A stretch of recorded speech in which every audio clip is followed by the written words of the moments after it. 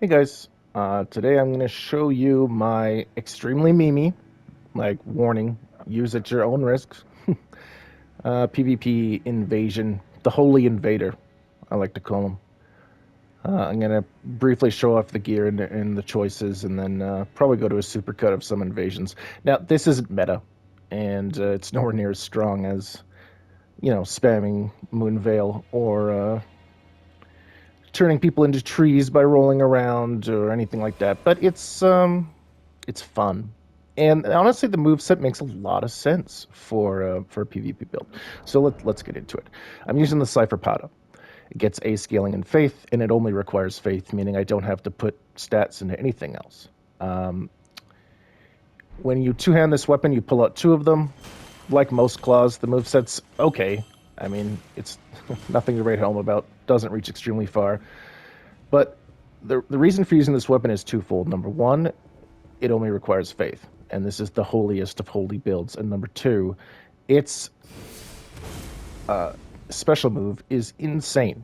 It closes a huge distance, it does colossal damage, and it's unblockable. So if you're running into that guy that's just like walking around with the fingerprint shield thinking he's, you know, gonna laugh at you, well, we'll see who laughs when you go right through his shield with the Pada's move. The Erdtree seal, when you have as much faith as we have, which is 99, is the best seal. In terms of armor, I'm just using the Malformed Dragon set for looks mostly. Charms, I'm lowering my FP cost so I can use my unblockable gap closing, absolutely ruffle stomp move as much as I can.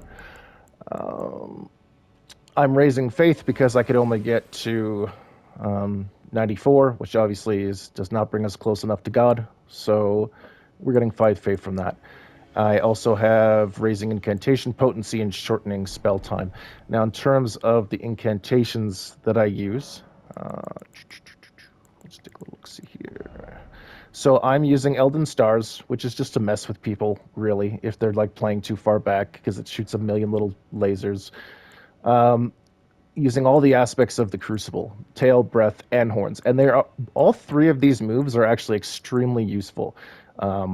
Gap closer, punish if guys are just desperately trying to get in close, and tail is just a solid two-pronged attack if you hold the button down that's hard to deal with. So this move is devastating. It catches people off guard. It moves forward really fast, and again, it's an unblockable attack.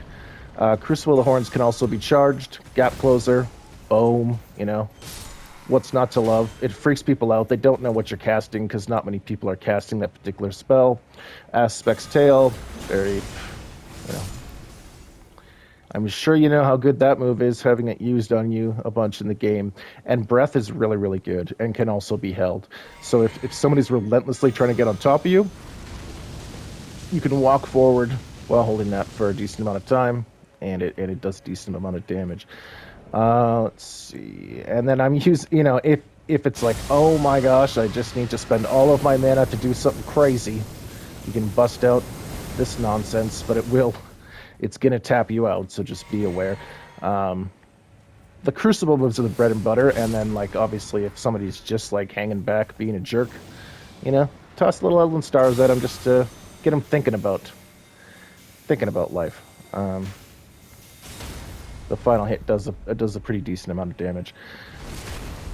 Overall stat line is, let's see here, 40 Vigor, 30 Mind, 25 Endurance, with 99 Faith.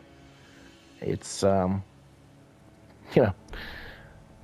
it's just a fun build to invade people with. And on that note, I'm going to end this segment of the video and just kind of do a supercut of some of the invasions I've been doing. So, that I'm not going to bother voicing over that. If it was live audio, it'd probably just be me swearing a bunch. Nobody wants to hear that. So just enjoy the rest of the video. And yeah, that's the meme build.